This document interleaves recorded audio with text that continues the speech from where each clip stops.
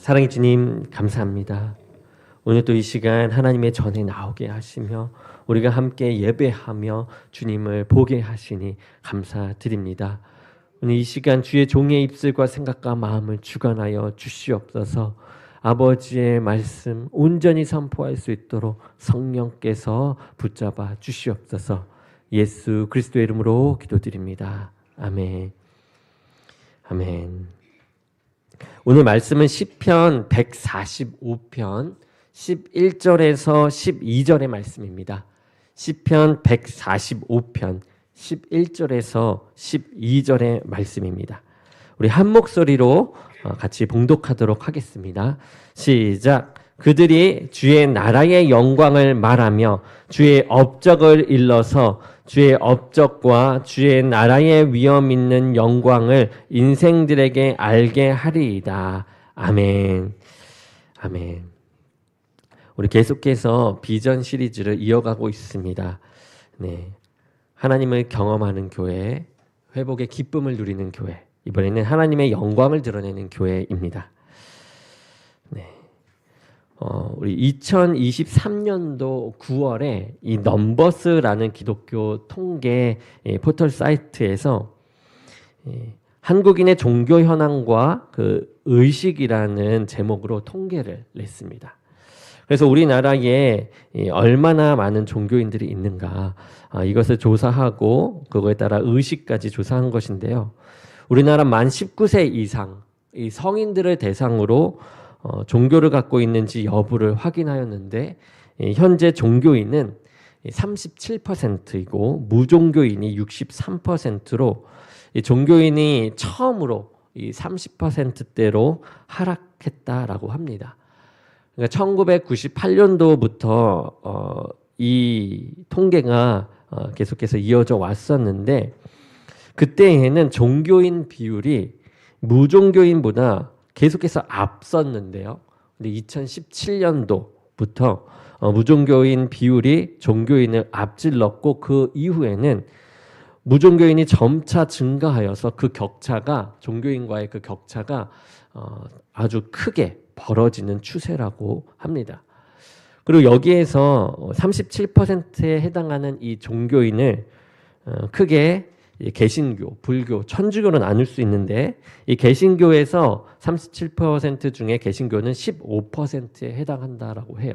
그런데 이도 지금의 이 하락세, 이 점점 격차가 벌어지는 추세를 보았을 때 최악의 경우에는 10년 뒤에 10%로 추락한다라고 합니다.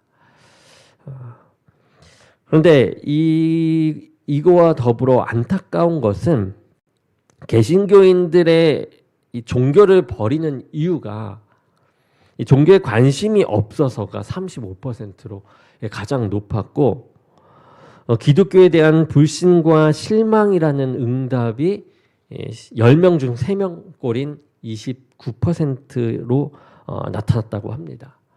거기다 더 큰 문제는 개신교의 신앙생활의 이유를 물었더니 항상 1순위였던 구원과 영생을 위하여가 이제는 2순위로 밀리고 마음의 평안이 1순위가 되었다라는 거죠.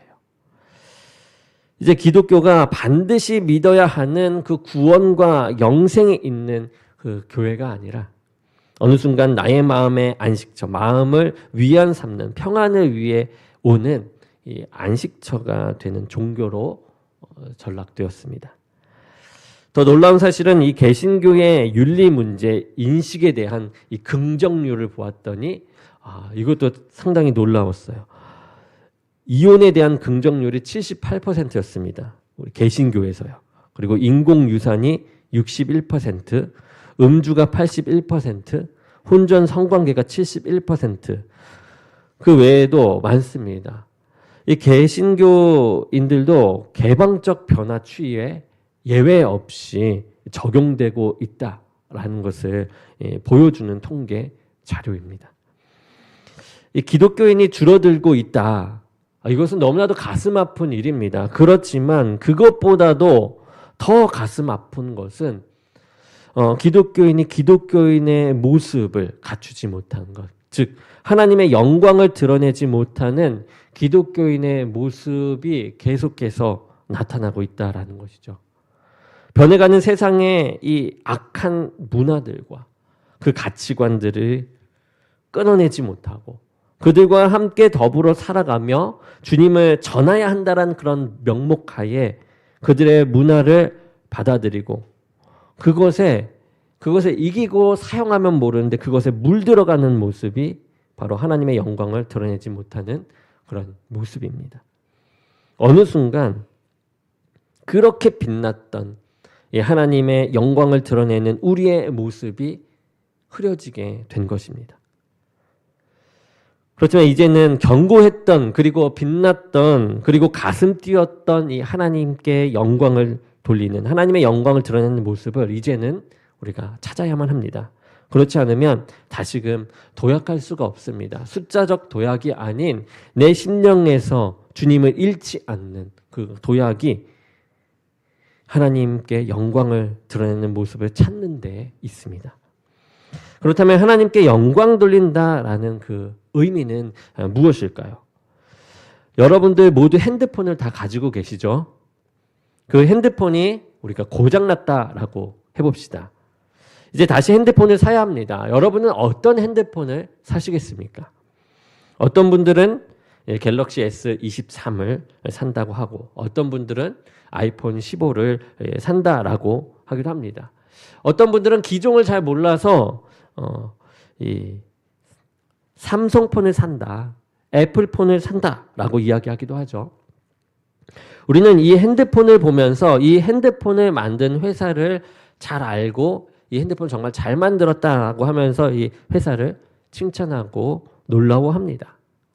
그러니까 이 핸드폰이 이 스스로 자신을 만든 회사를 위하여 영광을 돌리고 있다라는 것이죠. 그와 마찬가지로 하나님께서는 우리 인간을 만드셨어요. 인간을 만드신 이유는 이 소요리 문답 1문에 나오듯이 하나님을 영화롭게 하는 것과 영원토록 그를 즐거워하는 것이라고 했습니다.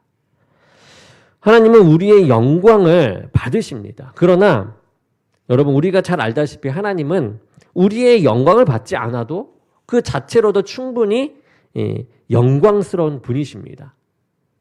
우리는 그것을 이미 알고 있어야만 해요.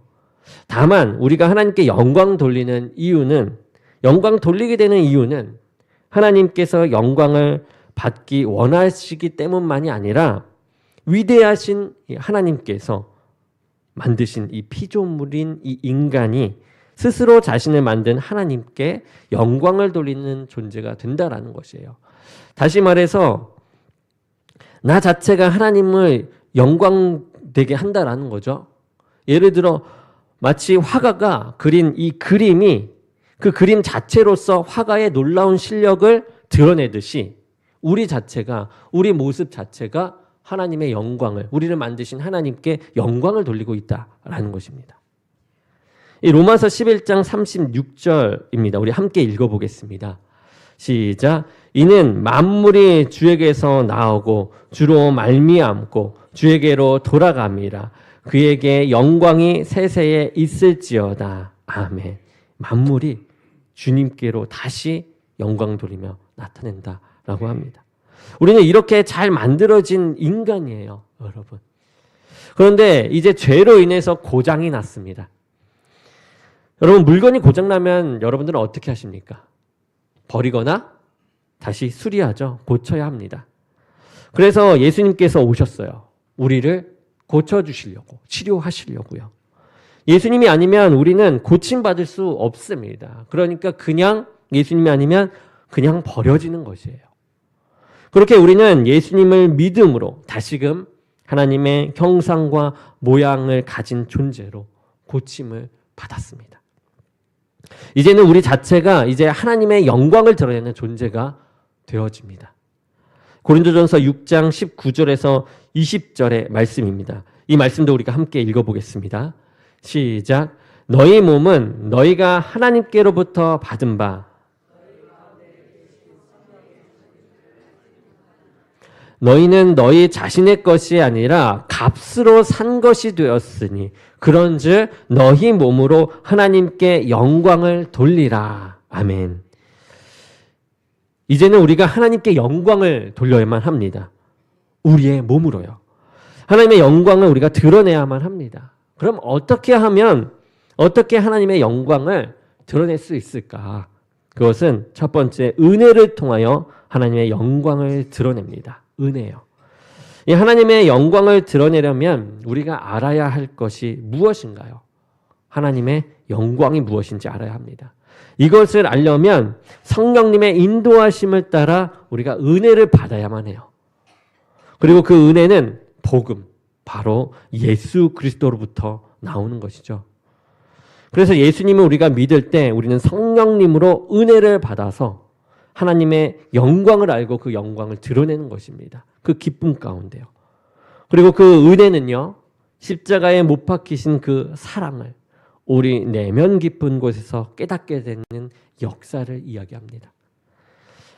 하나님의 사랑을 알게 되는 것을 이야기하는 거예요. 다방면의 사랑을. 로마서 3장 23절에서 25절에 이렇게 나옵니다. 이 말씀은 제가 읽어드리겠습니다.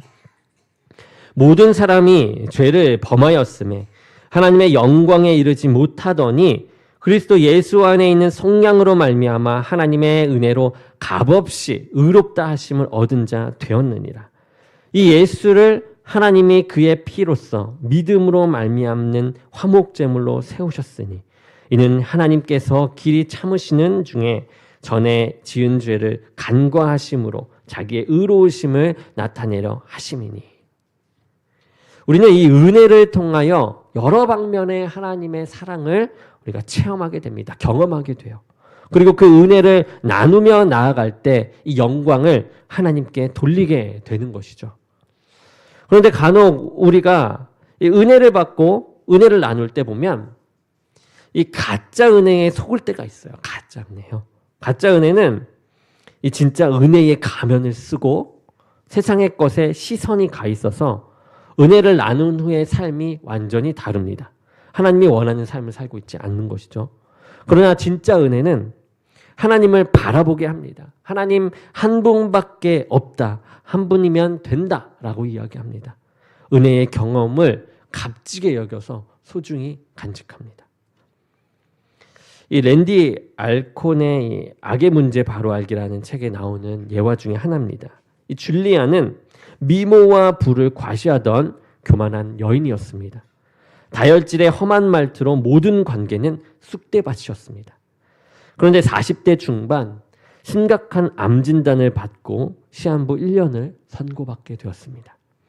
그때부터 그녀의 삶은 놀랍게 변했습니다. 암 진단에 놀란 그녀는 영적 상담을 받고 성경을 읽기 시작했으며 마침내 이 죄를 고백하고 예수 그리스도를 영접했습니다. 그 후 상처를 준 사람들에게 편지 혹은 전화를 하거나 찾아가 용서를 구했습니다. 또 가족과의 관계를 회복하기 위해 최선을 다했습니다. 그 결과 전 남편과 화해를 했고 자녀들과 가까워졌으며 믿음의 형제 자매들과 사랑의 관계를 맺었습니다. 죽기 몇 주 전 줄리아는 목사님을 찾아가 암이 하나님의 선물이었노라라고 고백을 했습니다. 하나님이 암을 통해 자신을 가까이 부르셨다라고 말했습니다. 미모와 부와 영향력을 자랑하며 살던 긴 세월과 비록 병마와 싸우긴 했지만 하나님과 사람들을 사랑하는 삶이 얼마나 기쁜지를 배운 2년 중에 하나를 선택하라면 주저없이 지난 2년을 선택하겠다고 줄리아는 말했습니다. 여러분, 진짜 은혜는 고통 중에서도 하나님을 찾는 기쁨을 놓치지 않습니다. 진짜 은혜는 나의 욕심이나 세상의 것이 드러나지 않습니다. 오직 사랑만이 나타나요. 하나님의 사랑만이. 그리고 감사만이 나타납니다. 기쁨만이 나타나죠. 그런데 만약 줄리아처럼 암에 걸린 사람이 하나님께 간절히 기도했다라고 합시다. 그래서 암이 치료를 받았다라고 해봅시다. 그 사람이 이제 은혜를 나누기 위해 사람들 앞에 섰습니다. 그래서 이야기합니다. 하나님의 은혜로 내가 암에서 치료를 받았습니다. 이렇게 큰 은혜를 나눈 다음 이 사람은 집으로 돌아갑니다. 그러면서 편의점에 들려서 암을 걸리게 했던 술과 담배를 사들고 집으로 들어갑니다. 이것은 여러분 진짜 은혜라고 볼 수 없죠. 가짜 은혜가 되는 것입니다. 잊어버린 것이에요. 하나님의 은혜를요. 이뿐만 아니죠. 하나님의 은혜로 내가 암에서 치유되었습니다 라는 말을 들은 사람 중에 한 사람이 그 말에 은혜를 받았습니다. 큰 은혜를 받아요. 그래서 자신에게도 계속해서 있었던 암, 계속해서 있었던 병을 치료해 달라고 기도했습니다. 그런데 고쳐지지가 않아요. 고쳐지지가 않자 이제는 하나님을 원망합니다. 하나님, 저 사람은 고쳐주시고 나는 왜 고쳐주지 않습니까? 저 사람은 나보다 하나님께 더욱더 많은 나쁜 일을 했는데 어떻게 나한테 이럴 수 있습니까? 라면서 하나님께 따집니다. 여러분, 가짜 은혜는 결국 하나님을 도구로 사용하여 나의 유익으로 챙깁니다. 그저 나를 도와줬으니 감사 인사 정도는 하는 그런 인사치레의 은혜 나눔으로 끝을 맺습니다. 그리고 은혜는 여러분 성령님께서 나를 만지심으로 나타나죠. 즉 나를 통하여 역사하십니다. 다시 말해서 나에게 역사하시는 하나님을 성령으로 찾을 때 그 은혜가 되는 것이죠. 우리가 성경 말씀을 보거나 설교를 들을 때 이 내용은 저 사람에게 필요한데 저 내용은 이 사람에게 필요한데 이렇게 하는 경우가 있습니다. 여러분, 그 또한 좋은 영감이에요. 그 사람의 필요를 내가 알게 된 거거든요. 하나님께서 알게 하신 거거든요. 그런데 이 영감을 주셨을 때 우리는 이것을 위해서 그 사람을 위해 기도해야 합니다. 기도해야 하는 것이고 기도하다가 이제 정말 말해야 될 때는 하나님께 더 없는 지혜를 구해서 그 사람이 깨달을 수 있도록 하나님께서 역사해달라고 기도함을 통해 그에게 이야기해야만 해요. 그런데 기도하기보다 그냥 바로 다가가서 그 말씀을 듣자마자 다가가서 오늘 말씀 보니까 너한테 주던 말씀인데 이렇게 한다면 그것은 교만이 되는 것입니다. 때론 겉면의 방법으로 이런 방법을 쓰기도 하지만 그때는 이야기한 것처럼 하나님의 지혜가 필요한 것이죠. 그러나 무엇보다 중요한 것, 좋은 것은 나에게 주시는 이 하나님의 은혜를 찾는 것이에요. 성경의 어떤 말씀이든 목사님들의 어떤 말씀이든 어떤 설교든 그 안에는 나를 향한 하나님의 말씀이 분명히 들어있습니다. 그것을 발견하는 것이 은혜를 받는 방법이에요. 은혜는 성령께서 나에게 부어주십니다. 나를 향하여 우리 각각 개인에게 주님께서 직접 은밀하고 강력하게 부어주시는 것. 그것이 여러분 은혜입니다. 오늘 본문 말씀 보게 되면 은혜를 표현할 때 나타나는 방법이 나와요. 바로 찬양의 모습인데요. 1절부터 10절까지입니다. 제가 한번 읽어드리도록 하겠습니다. 왕이신 나의 하나님이여 내가 주를 높이고 영원히 주의 이름을 송축하리이다. 내가 날마다 주를 송축하며 영원히 주의 이름을 송축하리이다. 여호와는 위대하시니 크게 찬양할 것이라 그의 위대하심을 측량하지 못하리로다. 대대로 주께서 행하시는 일을 크게 찬양하며 주의 능하신 일을 선포하리로다. 주의 존귀하고 영광스러운 위엄과 주의 기이한 일들을 나는 작은 소리로 읊조리리이다. 사람들은 주의 두려운 일의 권능을 말할 것이요 나도 주의 위대하심을 선포하리이다. 그들이 주의 크신 은혜를 기념하여 말하며 주의 의를 노래하리이다. 여호와는 은혜로우시며 긍휼이 많으시며 노하기를 더디하시며 인자하심이 크시도다. 여호와께서는 모든 것을 선대하시며 그 지으신 모든 것에 긍휼을 베푸시는도다. 여호와여 주께서 지으신 모든 것들이 주께 감사하며 주의 성도들이 주를 송축하리이다. 이렇게 찬양합니다. 자신이 받은 은혜를 찬양하는 내용이 나옵니다. 이렇게 은혜를 드러내면 이 찬양과 같아요. 나에게 이렇게 역사하시고 나에게 이렇게 한 하나님이시다라는 것을 찬양하는 것이 바로 은혜의 표현입니다. 나에게 역사하시는 하나님, 주님은 정말 위대하십니다. 주님께서 행하시는 모든 일들이 나를 위한 일이며 그 일에 내가 동참하길 원합니다. 오직 하나님만을 붙듭니다. 그것이 나의 인생의 목표이자 나의 종착점입니다. 오직 주님만을 의지합니다. 의지하게 하시는 주님 감사합니다. 여러분, 우리가 이렇게 하나님을 찬양하는 말에 가슴이 떨리고 또 눈물이 나고 힘이 나는 이유가 무엇입니까?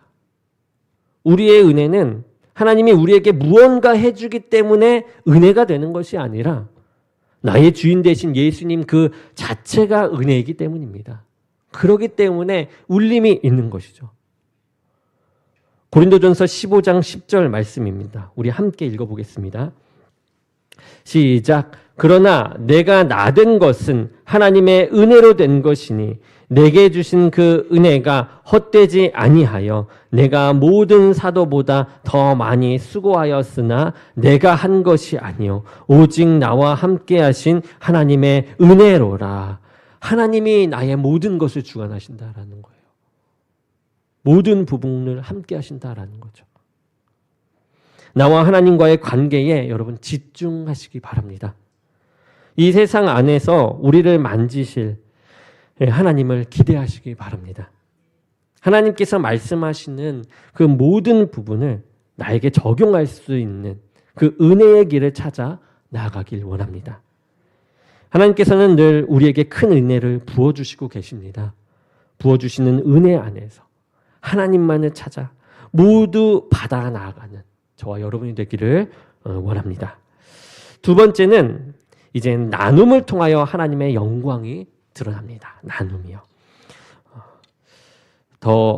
나눔의 더 상위, 전도를 통하여 하나님의 영광이 드러나게 되죠. 우리가 은혜를 받고 그 은혜를 나눔은 복음을 전파하는 일로 이제 발전되게 됩니다. 예수님을 알리고 전하는 것이 얼마나 기쁜 일인지 알게 되고 그것이 하나님의 영광을 드러내는 일임을 알게 되기 때문에 우리는 복음을 스스로 자발적으로 전하게 되는 것입니다. 고린도전서 1장 17절의 말씀입니다. 함께 읽어보겠습니다. 시작. 그리스도께서 나를 보내심은 세례를 베풀게 하려 하심이 아니요 오직 복음을 전하게 하려 하심이로되 복음을 전하게 하시려고 우리를 보내셨다라는 겁니다. 주님께서 우리를 보내신 것, 복음을 전하게 하시려고 보내신 것이에요. 복음이 우리에게 찾아왔다면 이제는 우리가 이 복음을 전하는 것이죠. 그 일이 우리에게 주어졌습니다. 그렇다면 이 전도, 복음을 전하는 이 전도란 무엇일까? 전도라고 번역된 이 헬라어는 선포하다라는 뜻입니다. 그러니까 전도란 사람들을 교회로 데려오는 것이 아니라 그들에게 선포하는 것이에요. 무엇을 선포하냐? 바로 복음을 선포하는 것입니다. 바로 예수 그리스도를 선포하는 것이에요. 당신은 하나님께 범죄한 죄인이기에 영원한 지옥의 형벌이 당신에게 있어 그 형벌을 받기에 마땅합니다. 그러나 당신을 심판하기 원하지 않으시는 이 하나님께서 독생자 예수 그리스도를 보내셨고 당신의 죄를 감당케 하셨고 당신을 대신하여 십자가에서 죽게 하셨으며 당신을 대신하여 지옥의 고통을 맛보게 하셨습니다. 그리고 이 예수님을 3일 만에 부활시키심으로 잠자는 자들의 첫 열매가 되게 하심으로써 당신의 부활을 예비하셨습니다. 당신은 이 예수님을 믿고 그분의 이름을 부름으로써 구원을 받게 됩니다. 그러니 회개하고 이제 예수님을 믿으십시오. 예수님의 그리스도 되심과 주 되심과 성자 되심을 믿으시기 바랍니다.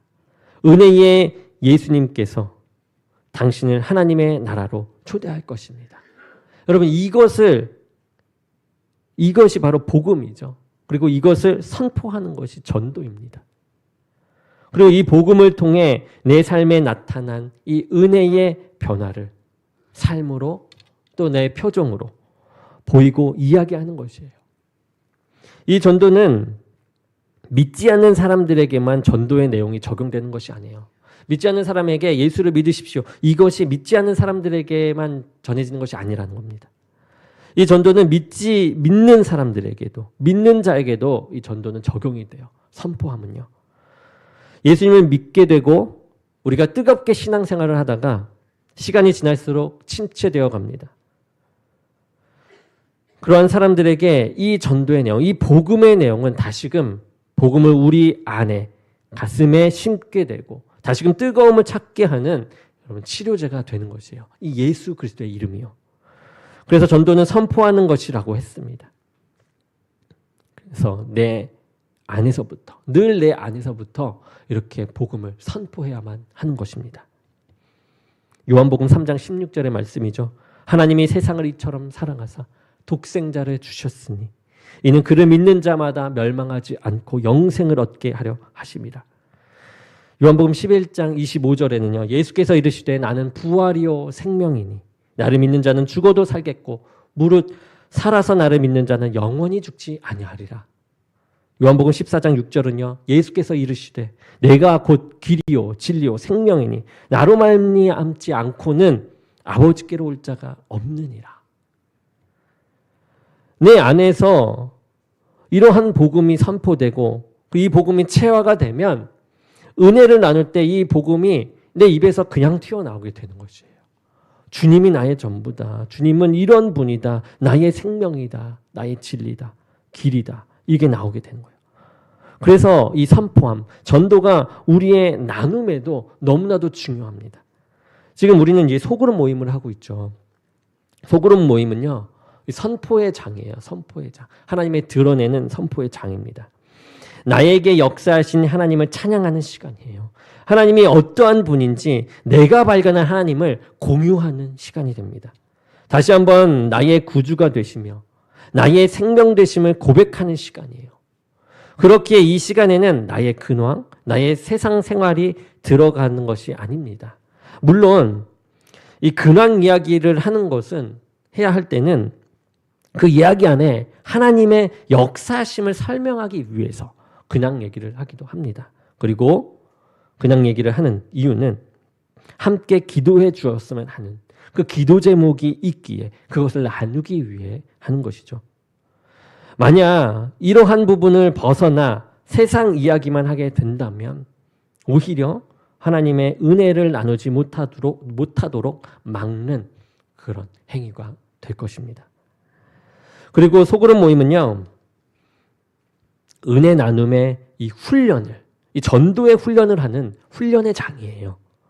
교회 공동체가 은혜를 나누는 모습을 보면서 우리가 오히려 도전을 받고 저 사람이 저런 은혜를 받았네. 내가 도전을 받고 나도 큰 은혜를 받고 싶다. 나도 그 은혜가 나의 은혜가 되었으면 좋겠다. 이렇게 도전을 받고 다시금 주님께서 주신 은혜를 내가 찾고 나에게 주신 은혜는 무엇일까? 이렇게 찾고 또 이야기하고 나에게 주신 은혜는 이런 것이에요. 이렇게 이야기하면서 훈련하는 것이죠. 교회 안에서 이렇게 은혜를 나누지 못하면 어떻게 밖에 나가서 이 하나님의 말씀, 이 복음을 선포할 수 있겠습니까? 그렇지 않습니까? 내 안에 하나님의 은혜가 채워지지 않는다면 여러분 우리는 전도할 수가 없어요. 은혜가 채워졌어도 입으로 내뱉지 않으면 우리는 선포할 수 없습니다. 전도할 수가 없어요. 즉 성령이 가득하지 않으면 하나님의 일은 아무것도 할 수 없습니다. 성령의 가득함을 하나님의 일을 받았다면 그것을 말하지 않으면 아무것도 할 수 없어요. 전도는 할 수 없습니다. 복음을 전파하는 것은 예수님께서 우리에게 부여하신 사명이에요. 이것을 우리가 기억하면서 마음에 하나님께서 성령께서 만지셨다면 이제 내뱉길 원합니다. 마태복음 28장 19절에서 20절의 말씀입니다. 제가 읽어드리겠습니다. 그러므로 너희는 가서 모든 민족을 제자로 삼아 아버지와 아들과 성령의 이름으로 세례를 베풀고 내가 너희에게 분부한 모든 것을 가르쳐 지키게 하라. 볼지어다 내가 세상 끝날까지 너희와 항상 함께 있으리라 하시니라. 이 말씀을 듣는 제자들은 이 사명을 따라 성령을 받습니다. 그리고 이제 움직여요. 사도행전 5장 42절입니다. 우리 함께 읽어볼까요? 시작. 그들이 날마다 성전에 있든지 집에 있든지 예수는 그리스도라고 가르치기와 전도하기를 그치지 아니하니라. 아멘. 지금 예수님을 메시아다라고 가르치는 것이고 전도하기를 선포하기를 복음을 전파하기를 그치지 않았다라는 거죠. 하나님을 선포함이 교회든 집이든 어디든 그치지 않기 원합니다. 지금 이 제자들은 교회에서 믿는 자들끼리 선포한 거고요. 집에서 가족들끼리 선포한 겁니다. 그리고 밖에 나가서도 교회에 찾아오는 믿지 않는 사람들, 그 사람들에게도 전한 것이에요. 예수님을 가르치고 그리스도라고 외친 것입니다. 이러한 선포함이 여러분들에게도 그치지 않기 원해요. 때로 우리가 전도할 때 한편으로는 구제와 함께 해 나가기도 합니다. 구제를 전도의 하나로 여깁니다. 맞습니다. 구제 너무나도 필요합니다. 그러나 복음을 확실히 전하지 못한다면, 복음 가운데 구제가 있지 않는다면, 복음이 먼저 되지 않는다면 그저 물질을 나눠주고 좋은 이미지만 쌓게 될 뿐 그들의 변화는 나타나지 않게 하는 전도의 행위에 그치게 됩니다. 우리가 오병이어 사건만 보더라도 이 병자를 치료하시는 예수님의 모습이 나오죠. 병자를 치료하신 예수님의 소문을 듣고 모인 무리들에게 목자 없는 양 같아서 이 불쌍히 여기는 마음이 예수님께 있었어요. 그래서 이들에게, 이 많은 무리들에게 여러 가지를 가르치십니다. 그리고 가르치다 보니까 날이 저물게 된 것이에요. 그러자 오병이어의 기적을 행하시게 됩니다. 떡과 물고기를 기적을 통해서 나눠주게 되시죠. 이것을 보고 무리들은 예수님의 이 표적을 보고 세상 임금으로 삼으려고 하는 것이에요. 그러자 예수님은 어떻게 하십니까? 혼자 산으로 올라가십니다. 떠나십니다. 분명 예수님은 복음을 이들에게 이야기했어요. 이 무리들에게. 그런데 사람들은 병을 고치고 음식을 주는 자로 여긴 것이죠. 예수님을. 그래서 이제는 아프지 않고 굶지 않게 할 왕으로 예수님을 추대해야겠다라고 생각한 것이에요. 이 복음에 초점을 두지 않고 낮게 하고 굶주리지 않게 하는 거에 초점을 둔 것이죠. 우리의 전도가 때론 구제의 의미로 물질이 동반되어야 할 때도 있습니다. 물질이 함께하면 더 좋은 것도 분명 있습니다. 근데 물질이 함께 해야만 전도가 잘 된다고 생각해서는 안 됩니다. 만약에 그렇게 생각한다면 전도의 능력, 이 복음의 능력을 낮추는 것이에요. 하나님께서 역사하심을 믿지 않는 것입니다. 전도의 의미가 무뎌진 이 구제의 나눔은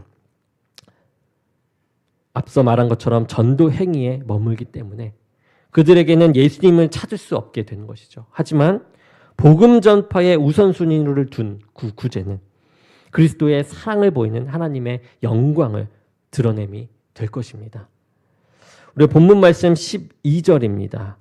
제가 읽어드리겠습니다. 주의 업적과 주의 나라의 위엄 있는 영광을 인생들에게 알게 하리이다.